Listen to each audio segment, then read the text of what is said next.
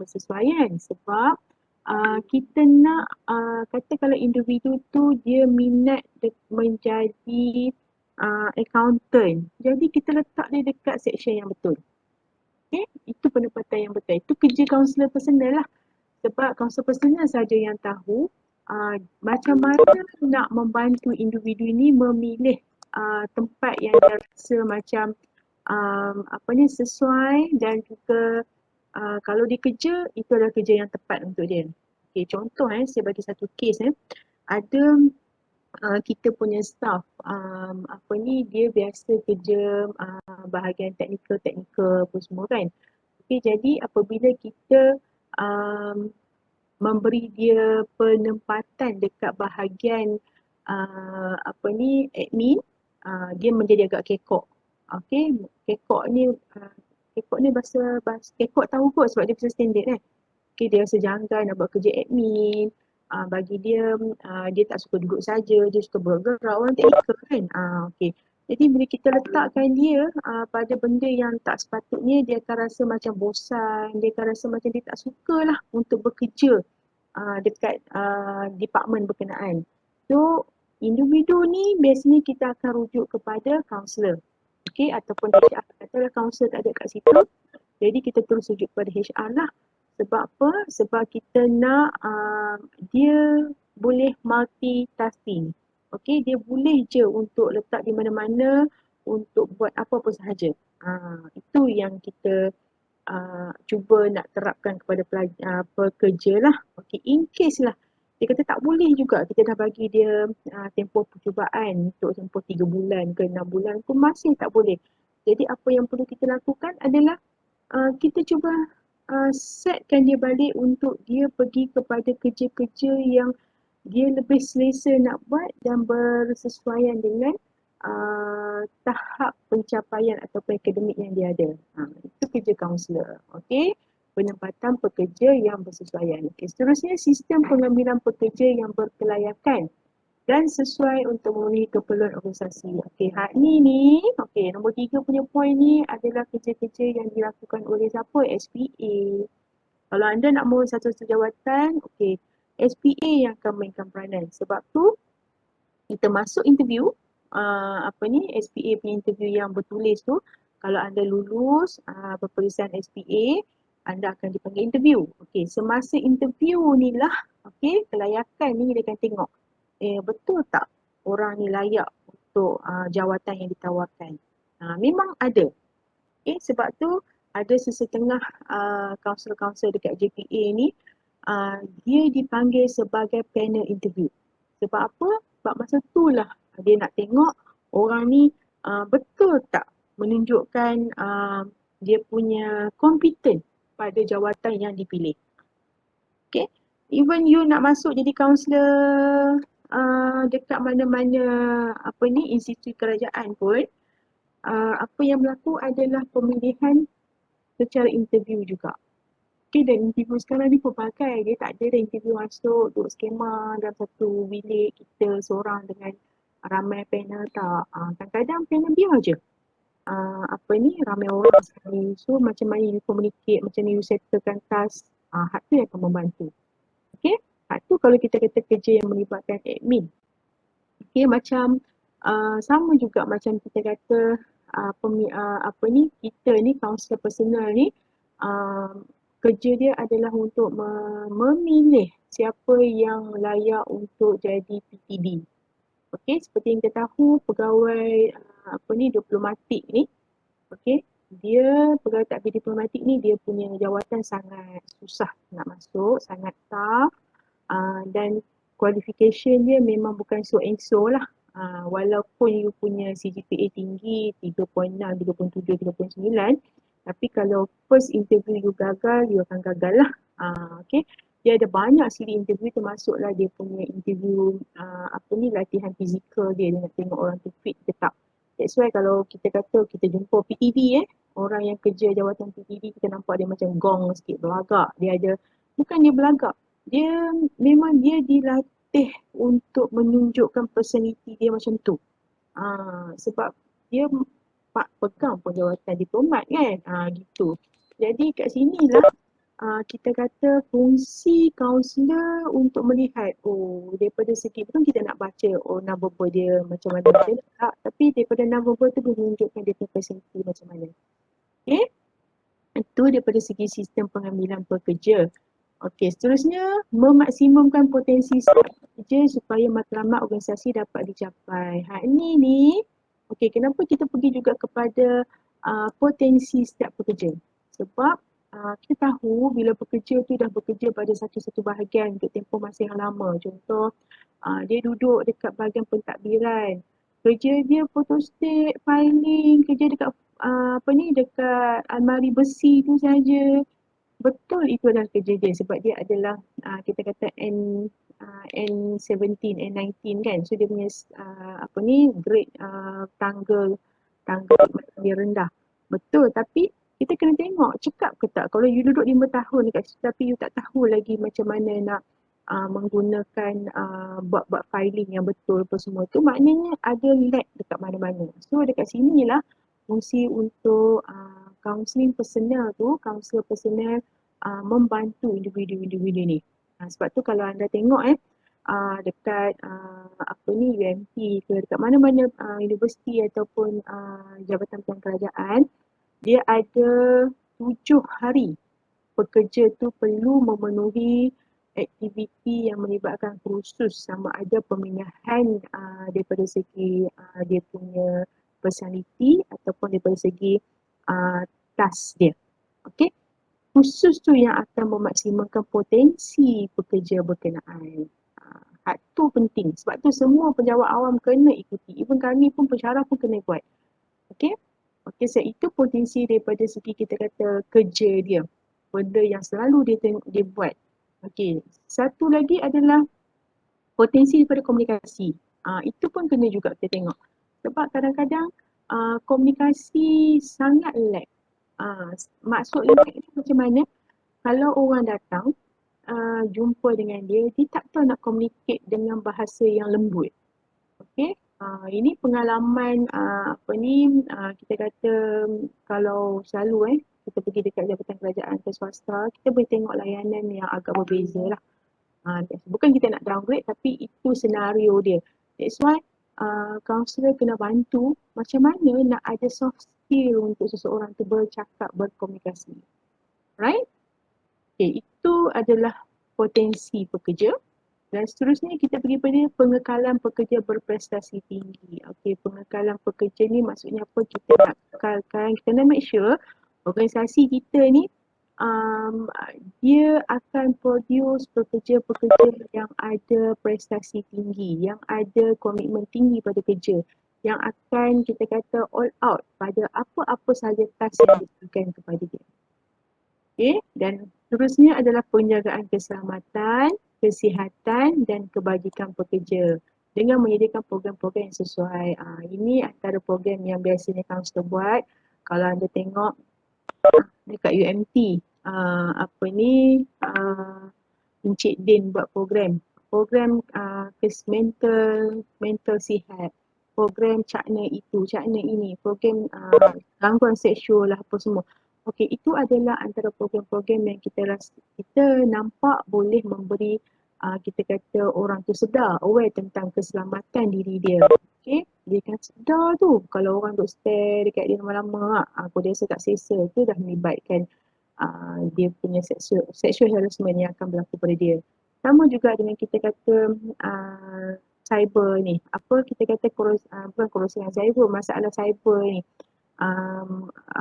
Orang buat macam-macam dekat dalam kita punya internet, dalam Facebook kita ke apa, itu kita akan pergi kepada program-program yang macam ni juga. Kalau dia kena bully cyber oleh office mate dia ke siapa-siapa ke, benda-benda ni adalah peranan yang perlu dimainkan oleh kaunselor dekat organisasi. Kaunselor kepada individu berkenaan lah. Kalau kita kata kaunselor organisasi, nanti saya takut awak confuse dengan kaunseling perundingan pula semester depan. Tapi kalau kita sebut personal tu, kita direct kepada pekerja-pekerja di organisasi berkenaan. Terusnya kita pergi pada rasional. rasional kenapa wujudnya kaunseling personal tu sendiri. Okay. Peranan, konflik peranan mengenai gaya pentadbiran dan kepimpinan pengurus. Rasional ni apa? Dia kata sebabkan ada konflik, akan ada konflik di antara siapa? Pentadbir dan kepimpinan pengurus. Pentadbir ni kalau kita tengok level dia adalah kita punya bos, pendaftar kita dengan kepimpinan orang atas daripada pendaftar kita. Kalau kita kata pentadbir kita adalah penolong pengurus, penolong pendaftar, atas daripada dia adalah siapa? Pendaftar, pengurus, CEO. Itu adalah tampuk kepimpinan. So akan ada konflik peranan dekat situ. Sebab bukan masing-masing tak tahu peranan, masing-masing tahu peranan. Okey, kita sebagai kaunselor, okey saya letakkan kita semua sebagai kaunselor personal dekat dalam organisasi tu, kita tengok dah dia akan ada lack of communication between manager dengan supervisor. Okey, supervisor punya level dan manager punya level pun berbeza dah. Okey, dia akan ada masalah daripada segi manager dan juga orang atas dia. Manager belum dia pergi kepada CEO lagi.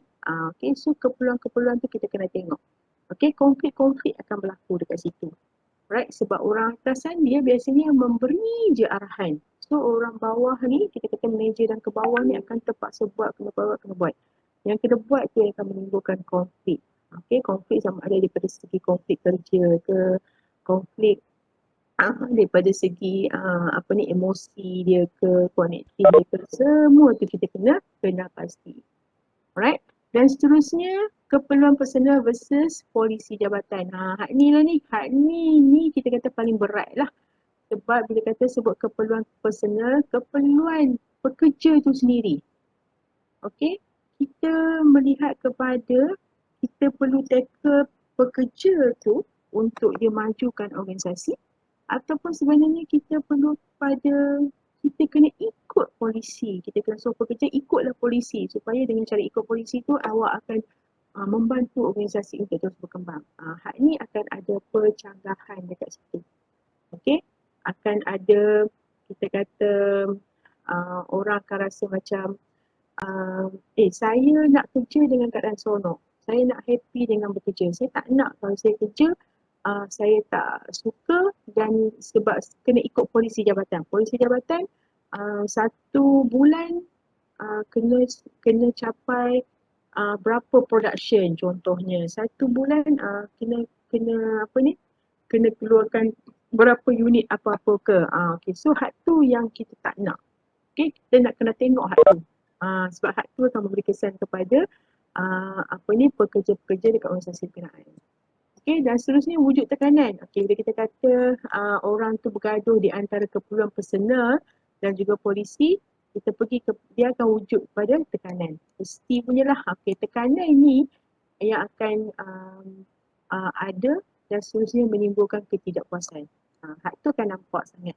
Sama macam kita kata contoh kita kata dekat pekerja staf sokongan kita kata boleh tak kalau nak minta tolong photostat modul ni. Okey, modul ni nak diguna pakai oleh kita punya staff untuk bengkel kemahiran komunikasi. Okey, kita nak 50 di photostat. So cuba bayangkan walaupun kata 50 set tapi satu set tu berapa pages nak photostat contohnya. Okey, dan kita kata kita nak benda tu dalam masa 2 hari. Jadi dia akan bagi tekanan pada orang tu lah. Dia mulalah rasa tak puas hati, kau nak buat program besok lusa, hari ni dah bagi dah. So kita tak nak benda tu yang timbul kepada kita punya staff-staff dekat dalam organisasi. Okay. Seterusnya perbezaan individu yang bertentangan dengan imej korporat. Perbezaan bertentangan imej korporat. Apa maksud kat sini? Maknanya setiap individu ni kita kata dia sangat unik. Okay. Dia ada dia punya trademark untuk diri dia sendiri. Okey, jadi katakanlah benda yang dia bawa tu tak sama pendapat dengan yang organisasi nak, yang polisi organisasi ke yang memang polisi ditetapkan kan. So Dia rasa macam benda tu dia perlu bangkang dan dia perlu wujudkan kita kata situasi yang baru ataupun cara kerja yang baru. Okay, benda ni akan menjadi tentangan dalam um, organisasi yang kita kata memang dah ikut je benda tu zaman dulu lagi. Contoh kata kalau uh, seorang ayah ni dia ada satu bisnes kenderaan lah, bisnes jual kereta. Okay.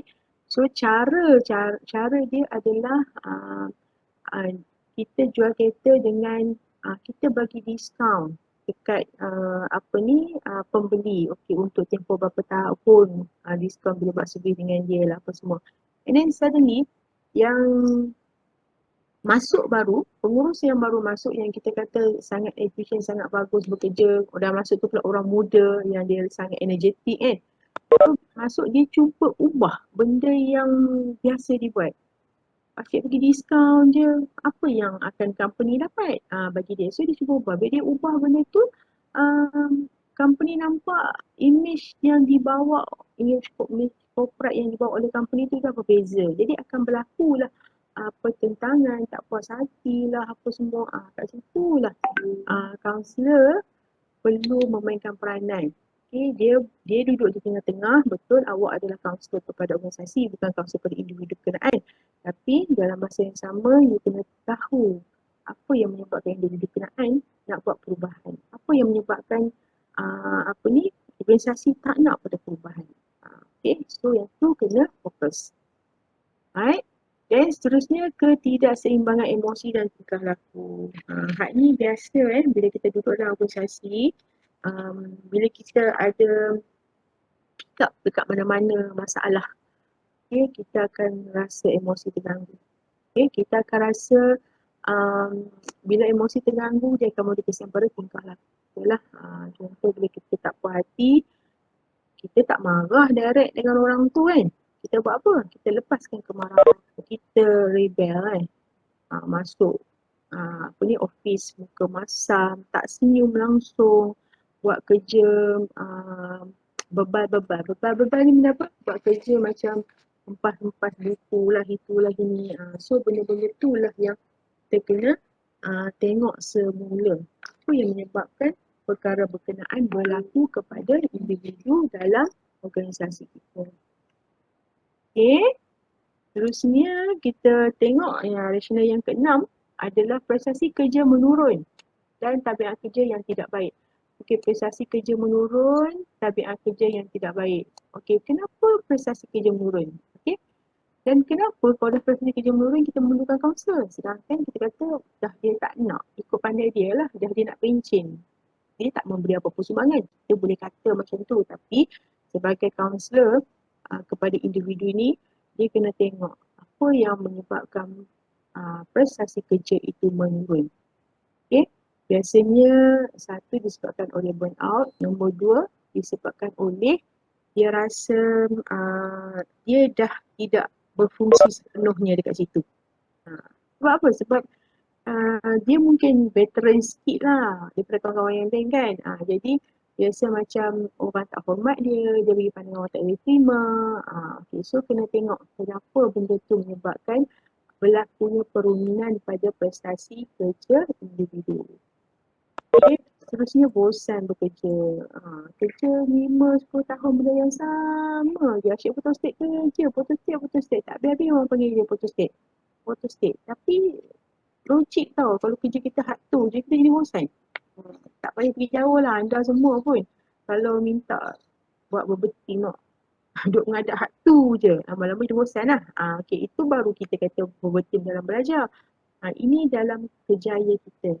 Kalau kita rasa bosan, pekerja rasa bosan, apa yang perlu dilakukan oleh kaunselor di organisasi adalah awak perlu teroka isu dia, awak perlu bawa perbincang dan perlu kepada okay, apa yang awak nak ni. Bosan-bosan dah ni kerja ni. Tu apa yang boleh menukarkan diri awak daripada bosan kepada yang lebih kehidupan yang lebih awak nak. Satu kita minta dia lah fikir. Okay. Alright. Dan seterusnya kemampuan dan kemahiran. Upaya ni balik kepada komputer yang saya kata tadi lah. layak ke, betul ke awak berkemampuan, layak ke, awak memang ada kemahiran ke untuk berada dekat unit berkenaan, okay, untuk berada dekat departmen berkenaan. Kadang-kadang kita meletakkan orang kepada ada salah tempat. Itu yang menyebabkan kejayaan seseorang tak boleh berkembang. Sebab dia nampak bahawa kalau dah kerja asyik photostat je lah. Kenapa saya asyik nak bagi ni kan photostat je, sebab photostat paling senang kita nak tengok lah. Okay. Itu untuk orang bawahan. Katakanlah dia dilantik, okay? Kenaikan dia dilantik untuk menjadi supervisor lah kan, supervisor yang lagi atas sikit lah, okay?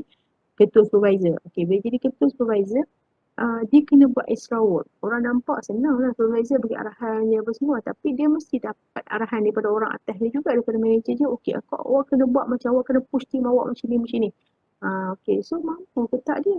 Dulu masa dia sebagai orang biasa, dia mampu untuk push diri dia lah apa semua. Tapi apabila dia diletakkan sebagai pemimpin, dia mampu ke tak? Dia berkemahiran, cukup tak mahir dia benda tu? Okay, kadang-kadang bila orang dah naik di peringkat yang lebih atas, dia dah tak buat benda-benda rutin yang dia buat. Dia akan come out dengan benda yang baru, which is benda baru tu dia tak berapa nak minat nak buat. Sebab benda yang mentadbir, ada orang dia suka mentadbir. Dia suka nak takbir. Ada orang tak suka takbir sebab dia rasa macam susah nak mentadbir berkenaan. Okay, itu balik pada melihat kemampuan dan kemahiran, dan seterusnya keperluan pertolongan untuk mengembangkan tingkah laku. Hak ni kaunselor punya kerja lah. Okay, kaunselor kena bantu individu dalam organisasi tu macam mana dia nak kembangkan tingkah laku daripada benda yang agak jumut, okay, agak tertutup kepada benda yang lebih terbuka. Betul lah awak kerja sebagai kerani dan kerja tu adalah hanya mesin dengan mesin photostat. Tapi ada lagi benda yang awak boleh buat. Okay, instead of pergi photostat sahaja. So benda apa lagi yang akan membantu pada perubahan tingkah laku dia. Okay. Dan seterusnya sokongan menghadapi krisis. Hak ni biasanya melibatkan krisis rumah tangga, krisis perhubungan lah, kita kata paling senang. Okay, krisis kewangan. Kita bagi sokongan bukan in term of kita bagi dekat dia benda tu dalam bentuk material. Tak. Okay. Sebab bila kita bukan ada cash money in hand pun yang banyak-banyak nak bagi. Tak. Tapi kita bagi in term of service. Awak sokonglah dia. Awak bukan pampered. Awak bagilah dia rasa bahawa it's okay untuk saya rasa benda ni, but in the end nanti saya akan all out mencari sesuatu. Itu cara nak menghadapi krisis lah. Okay. Dan seterusnya nombor 11, yang terakhir adalah masalah peribadi dan keluarga. Okay. Hak ni dia lebih spesifik lah, kita kata contoh kalau peribadi mungkin dia rasa macam dia seorang yang loser. Okay, berbanding dengan kawan-kawan lain dekat organisasi berkenaan. Hal tu kita kena pasti apa yang menyebabkan dia rasa berkenaan. Okay, ataupun apa yang menyebabkan dia fikir dia adalah loser. Alright, so seterusnya benda yang menyebabkan peribadi ni actually adalah isu yang selalu kaunselor-kaunselor dekat organisasi dapat. Selalu. Okay, dan seterusnya adalah masalah keluarga, tak kisah masalah dia dengan parents dia ke, dia dengan spouse dia ke, ataupun dia dengan anak-anak ke. Itu memang benda yang biasa lah. Kadang-kadang ada kenaikan pangkat ada kenaikan pangkat and then suddenly dia heran kenapa prestasi dia sama dengan orang tu tapi dia tak dapat naik pangkat. So kat situ akan ada isu peribadi lah. Dia berdendam dengan orang tu ke, ataupun dia akan kata saya yang buat semua untuk orang tu tapi orang tu dapat sedangkan saya tak dapat. Okay, so hak tu yang akan menimbulkan masalah. So bila timbul masalah dah tak best dekat organisasi, dia bawa kepada rumah. Dia bawa kepada rumah ni lah yang kemungkinan besar untuk jadi isu dalam rumah. Okay, dalam keluarga berkenaan. So kita tengoklah rasional benda ni, kenapa benda ni berlaku dalam kalangan pekerja-pekerja di organisasi. Right. Okay, seterusnya kita pergi pada prinsip kaunseling personal. Okay, kalau saya laju boleh stopkan saya lah. Ataupun nak tanya apa-apa dipersilakan terus. Tak payah berhenti lah kan. Maksud saya tak payah tunggu sampai saya berhenti baru tanya. Okay. Ini benda yang fakta je lah, teoretikal. Jadi kalau macam awak kena faham je, bukan sesuatu hafal. Tak, awak kena faham kenapa perlu wujud kaunseling personal dekat organisasi. Alright, kita pergi pada prinsip. Prinsip melibatkan kita perlu memahami maksud yang tersirat. Okey, berbanding dengan maksud yang tersurat yang cuba disampaikan oleh pekerja. Contohnya dia kata saya ada masalah untuk datang kerja lah. Itu adalah benda yang tersurat. Dia beritahu dia masalah untuk datang kerja. Dia beritahulah alasan malam saya kerja lah, walaupun balik pada kerja saya kerja pula, lepas tu tidur lambat lah, itulah inilah. Okay, so tersirat dekat situ kemungkinan tak timbul. Isu dia, masalah dia sebenarnya adalah masalah kewangan. Sebab apa? Dia perlu bekerja ekstra, bila kerja ekstra dia letih, dia tak perform dalam organisasi. So kita kena pasti benda yang tak nampak tu. Yang tak nampak tu lah yang tersirat ni. Okey, yang tersirat ni kena pasti. Sebab yang tersirat ni yang menyebabkan orang rasa sakit sangat. Okey, sakit benda yang yang tersirat ni, yang tak nampak. Okey. Alright. Ustaz, kat sini Fatin tu dia ada standard. Dia standard apa dia Fatin? Yang tadi kot apa yang saya cakap lah.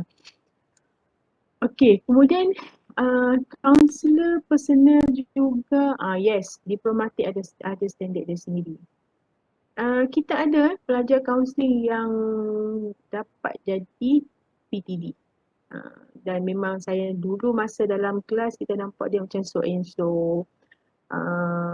Tapi apabila dia dapat jadi PTD, sangat berubah. Nampak sangat dia punya keyakinan, macam mana dia develop dia punya personality, sangat hebat dia sekarang. Okey, prinsip yang seterusnya adalah berikan perhatian penuh terhadap pekerja. Okey, kat sini kaunselor dia akan ada konflik of interest jugalah. Okey, dia nak bantu pekerja ke dia nak bantu organisasi? Sebab awak bekerja sebagai pekerja yang dilantik oleh organisasi. Tapi awak kena bagi perhatian penuh kepada pekerja tu. Sebab pekerja tu yang bermasalah. Organisasi dia biasanya dia akan kata saya lantik awak lah urusan benda tu. Saya tak mau tahu apa-apa dah. Saya tahu saya nak benda ni clear. Benda ni dapat diikuti. Benda ni. Macam tu. Dia akan meletak macam tu lah. Tapi kita ni, okay, sebagai kaunselor, you kena tahu peranan you di mana sepatutnya. Alright, sebab tu kita kena tahu kita perlu bagi perhatian kepada pekerja itu sendiri. Okay, seterusnya mendengar dengan teliti. Mendengar dengan teliti memang kerja kita sebagai kaunselor dan terperinci sebelum buat sebarang pernyataan. Okay, sebab tu bila awak ada face to face pertemuan dengan kita punya klien, dengan pekerja yang bermasalah kenaan, awak kena dengar dahulu. Okay, kalau dia cerita panjang pun dengarlah dulu. Sebenarnya apa benda dia nak sampaikan daripada cerita yang panjang tu. Okay, kadang-kadang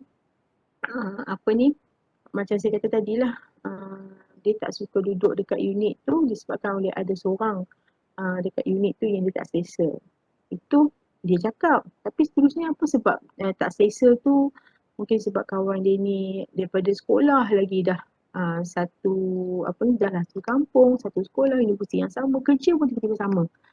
So dia rasa macam dia perlu lepaskan dah kawan dia tu untuk berdikari ke apa semua. So kita kena dengar benda tu sebenarnya yang memberi kesan pada awak dan kerjaya awak sekarang because of kawan tu ke ataupun because of awak sendiri. Awak sendiri yang fikir benda tu lebih-lebih. Sedangkan orang tu tak ada apa pun. Orang tu tak mengganggu pun kehidupan dia. Macam tu. Alright? So seterusnya elakkan membuat kritikan atau memberikan nasihat yang terburu-buru. Ni pun selalu juga sebab kita rasa macam lambatnya lah. Sebenarnya yang lambat tu adalah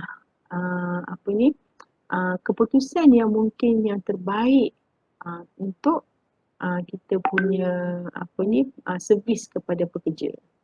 Right? Dan nombor 4 adalah elak membuat kritikan. Okey, yang nombor 5 adalah jangan jangan bertelagah atau berhujah yang melampau.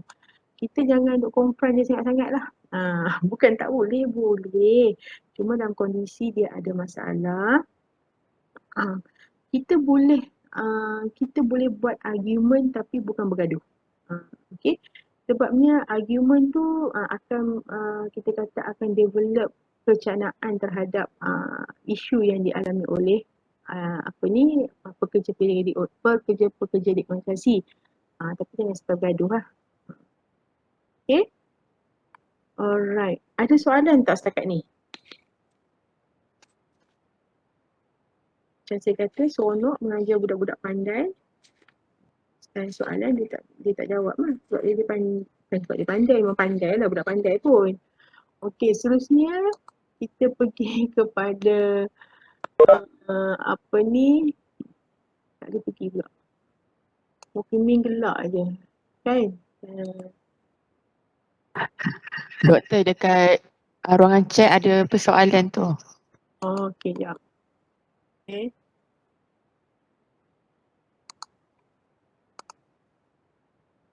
Okay. Boleh tak nak buat dispute? Boleh. Bukan macam ni. Muni awal ingat tanya nak buat dispute ke tak. Boleh Muni nak buat dispute. Buatlah. Tak ada masalah. Cuma bukan dispute yang kita buat tu sampai kita bergaduh dengan dia. Dia datang dengan benda yang tak betul. Benda yang kita nampak you tak perform. Sebab sekian. Sebab kita nampak. Sebab benda tu kadang-kadang datang daripada report daripada kawan sekerja ataupun datang daripada pihak manager kan. So tak ada masalah. Kita mempertikaikan benda tu untuk kita dapat kepastian pada dia okey je. Tapi jangan sampai bergaduh lah. Sebab tu dia terlagah lah kan. Sebab kadang-kadang kaunselor ni dia ada bonding yang kuat. Dia ada bonding yang kuat dengan pekerja-pekerja sebab dia pun pekerja juga di situ. Jadi bila dia ada bonding yang kuat, dia tahu apa sebenarnya yang kawan dia alami dan juga organisasi nak. Cuma balik pada tadi, jangan ada conflict of interest lah. Kalau ada conflict of interest, payah untuk you membantu bukan bantu organisasi, payah nak bantu individu tu sendiri. Sebab kita pergi pada pekerja, kita tak pergi pada organisasi. Kita nak pekerja tu sedar masalah dia supaya dia boleh develop kerjaya dia. Tu main point dia. Okay, more kepada membantu pemikiran yang rasional lah. Ya, lebih kurang. Untuk membantu pemikiran dia supaya dia rasional balik, untuk membantu dia mengubah tingkah laku yang tak betul dan untuk membantu dia rasa kelegaan perasaan ataupun emosi dia. Okay, dia akan pergi kepada balik yang benda yang sama macam kita belajar dalam kaunseling individu ke kelompok ke, dia pergi kepada elemen emosi, kognitif dan juga tingkah laku individu kenaan. Okay? Alright.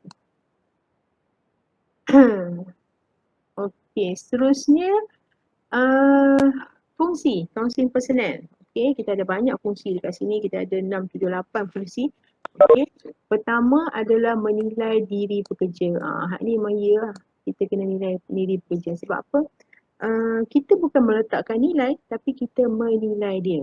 Kita bukan buat sesi kaunseling. Sesi kaunseling memang kita tak boleh menilai dia. Kita tak boleh letakkan nilai. Tapi bila kita di luar sesi kaunseling, kita di situ adalah orang yang memerhati.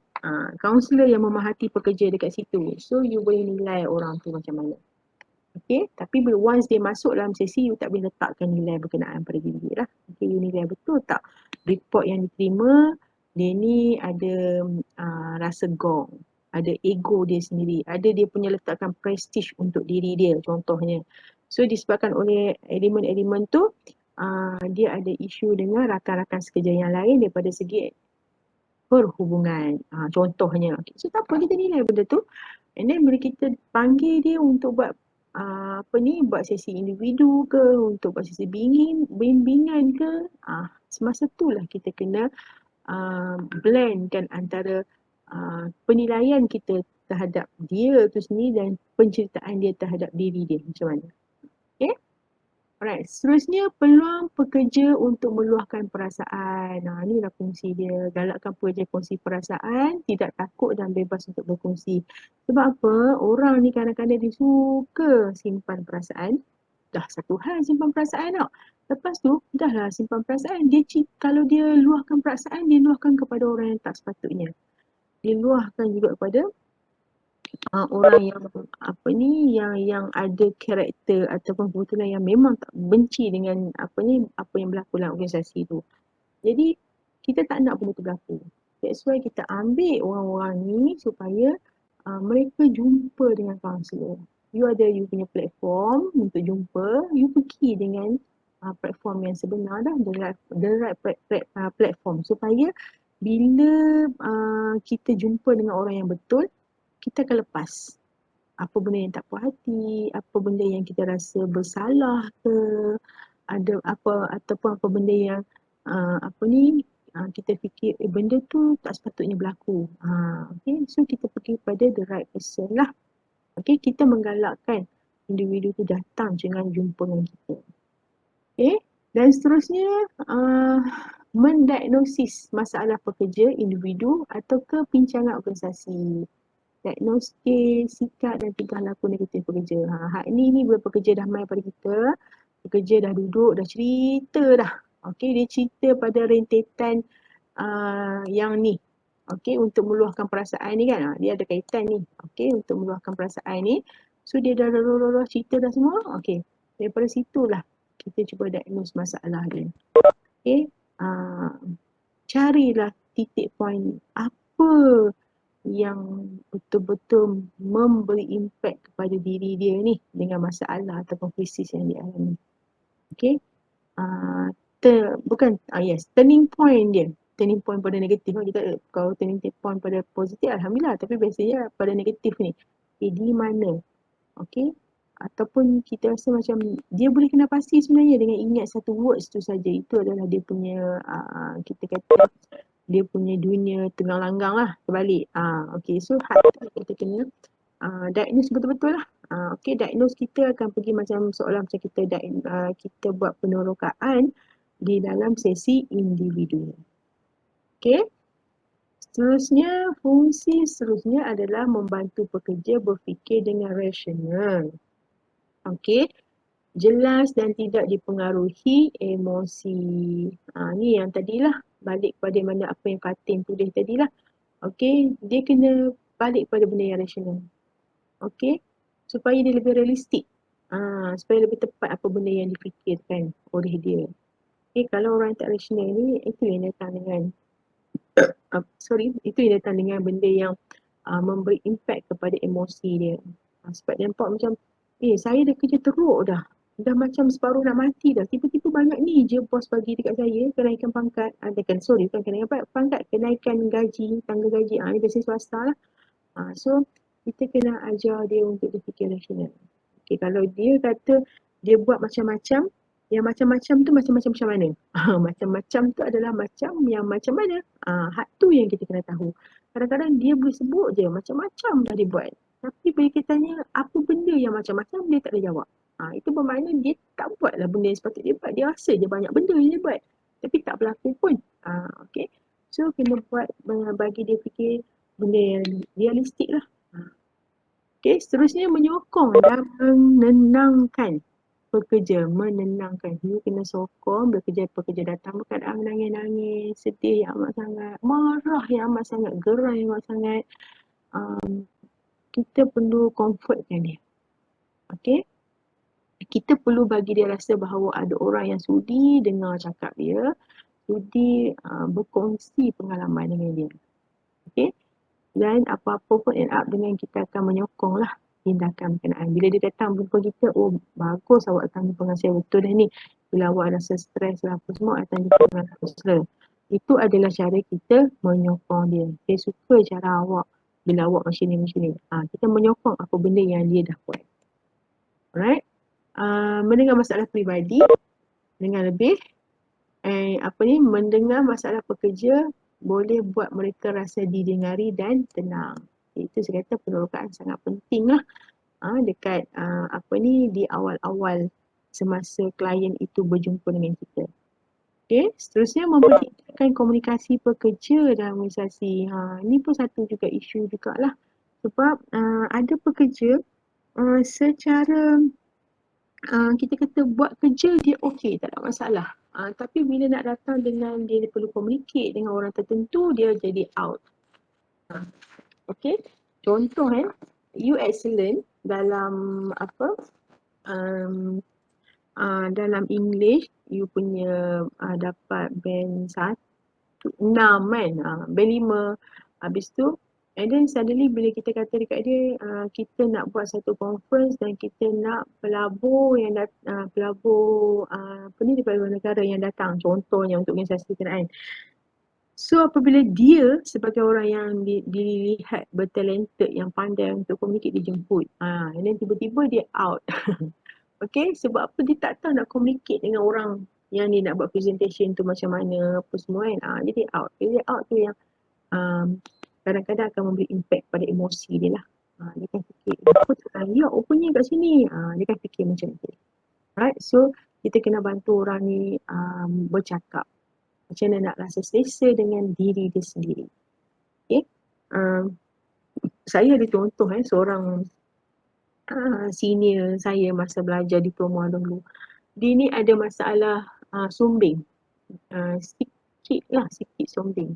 Tapi bila dia, yelah sebab baru masuk universiti semua, jadi dia rasa orang duk pandang dia negatif, pandang dia tak cantik lah apa semua kan. Yelah kebetulan perempuan kan.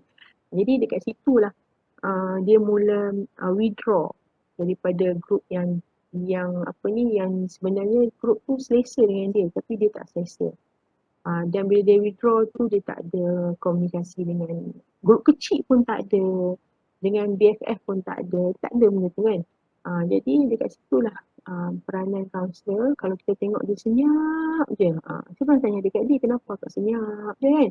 So dia beritahu tak ada benda nak cakap. Macam mustahil lah orang duduk dalam 24 jam tak ada benda nak cakap. Jadi bila kita teroka, memang dia kata dia takut kalau dia bercakap dia akan cakap lepas. Seperti mana dia dapat input orang bercakap lepas pasal diri dia yang sumbing tu. Contohnya macam tu lah dia kata kat saya, lebih kurang. Saya tak apa ingat dia punya kisah. Tapi end up dengan bila dia masuk jadi cikgu dia masuk untuk buat pilihan cikgu dan dia lepas. Bila dia lepas tu, bila you dia cikgu, you kena belajar untuk communicate lah dengan audience. Siapa audience dia? Audience tu adalah pelajar, ibu bapa, pentadbir. Okay? Jadi dia terpaksa all out benda tu. Itu yang end up dengan dia dah jadi cikgu cemerlang. Bagi saya macam, oh hebat. Dia dah tak meletakkan dia punya sumbing tu sebagai kelemahan dia. Dekat situ. Baru saya tengok elok je dia pergi jalan kawan-kawan dia kat overseas. Saya tak ingat mana dia pergi. Okay, maknanya macam okay je kalau kita ajar dia betul-betul untuk dia rasa selesa dengan kekurangan yang dia ada, tapi dia boleh berkembangkan lagi benda yang mungkin dia ada sedikit macam komunikasi tu lah. Sebab bila saya tanya dekat dia macam mana dia tackle parents, tackle budak-budak ketika nak nak mengajar apa semua kan. So dia beritahu lah, dia pula beritahu kat saya. Dia beritahu kat saya kalau budak level dia kita kena rendah. Macam level budak. Kita tak boleh cakap tinggi-tinggi bahasa dia. Nanti budak tak faham. Tak faham maksud yang disampaikan. So saya rasa hebatlah dia. Okay. Cuma saya tak tahu siapa yang groom dia untuk jadi hebat tu. Kan mungkin ada juga kaunselor personal yang groom dia kan, sebab dia bila dia masuk IPG benda tu memberi kesan ataupun memberi impak kepada dia untuk dia mengubah kekurangan yang dia ada kepada lebih kekuatan. Okay. Alright, itu ada. Seterusnya seterusnya kita fungsi personal ni adalah untuk majukan diri dan kembangkan potensi. Of course nak maju diri dan kembangkan potensi ahli organisasi berkenaan, pekerja-pekerja berkenaan. Okay. Dengan cara apa kita beri motivasi, tapi janganlah passion sangat lah. Kalau ada masalah motivasi, masalah potensi je kita mulalah bagi motivasi. Saya macam bosannya, buatlah benda lain yang orang boleh nampak potensi dia dekat mana. Okay. Dan seterusnya memberi nasihat yang wajar. Okay je, tak apa you beri nasihat sebab you masa tu bukan buat sesi counseling individu atau kelompok, you buat sesi bimbingan. Bagilah nasihat, tak ada masalah. Okay, dan seterusnya memberi peluang pekerja meluahkan perasaan. Macam tadilah fungsi dia bagi peluang pada pekerja untuk meluahkan perasaan. Okay. Seterusnya tujuan. Kita pergi pada tujuan. Tujuan pengurusan personal adalah memberi maklumat. Okay, nampak tak? Bila you duduk dekat pentadbiran, you kena beri maklumat. Maklumat apa? Klien selalunya kekurangan maklumat. Jadi masalah akan timbul. So kata kalau klien dia tak tahu macam mana nak buat program ke, nak buat sijil ke kadang kan, benda tu tak tahu, nak ambil sijil pada mana, nak minta pada mana surat, nak kena apa, tak tahu. So kerja kita adalah bagi maklumat berkenaan. Nampak macam lah sijil je kot, tapi sijil lah kot untuk kita, bukan untuk dia. Okay, so bagi dia buat tak boleh. Jadi masalah kan timbul lah. Paling senang kita suruh dia buat CJ program. Dia tak tahu nak buat CJ. Boleh tak? Kalau nak contoh, kita kata ya Allah, you boleh cross je kat internet kan. Kita boleh kata macam tu, tapi tak. Kalau dia bukan jenis suka internet ke apa semua, benda tak akan berlaku lah. Dia tak akan search lah macam mana nak buat sepatutnya benda yang dia perlu buat. Okay, so akan timbul masalah. Inilah kerja kaunselor. Bagilah maklumat. Okay, seterusnya mendapatkan gambaran jelas tentang suatu masalah. Okay, bila kita duduk di bawah payung maklumat ni, kita kena come out dengan satu rumusan. Okay, apa yang menyebabkan masalah itu berlaku kepada individu berkenaan. Okay, dan seterusnya masalah timbul kerana kurang maklumat. Ni betul lah. Ni biasanya bila kita kata kaunseling kerjaya punya program. Okay, ada orang nampak bahawa dia ambil kaunseling kerjaya, tak ada masalah sebab kaunseling kerjaya ni untuk semua orang. Betul lah kan, untuk semua orang kan. Tapi masalahnya, siapa yang dimasukkan semua orang tu? So, kita kena make sure bahawa maklumat yang disampaikan adalah tepat. Tepat. Alright? Okay, tujuan seterusnya adalah menggalakkan celik akal, bantu klien memahami diri dan persekitaran dengan celik akal, kemudian sedarkan individu bahawa dirinya kunci kepada satu masalah. Betul tak? Kan? Kalau kita kata celik akal ni kan, kita memang nak orang tu nampak benda yang kadang-kadang dia tak nampak kelebihan dia. Kita nak benda tu berlaku. Okay? Dan kita nak orang tu faham diri dia sendiri supaya dia boleh memberi ruang kepada orang lain faham diri dia. Awak nak semua orang ikut awak. Tapi awak tak pernah pun memberi balik. Contohnya itu. Sebagai celik akal lah. Okay? Alright. Seterusnya memberi sokongan. Klien perlukan sokongan emosi, kemesraan. Banyak masalah yang suka diubah jadi sokongan diperlukan. Betul?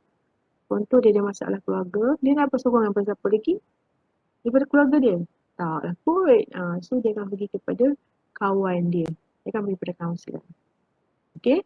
Kemudian banyak masalah dan suka diubah jadi sokongan diperlukan ni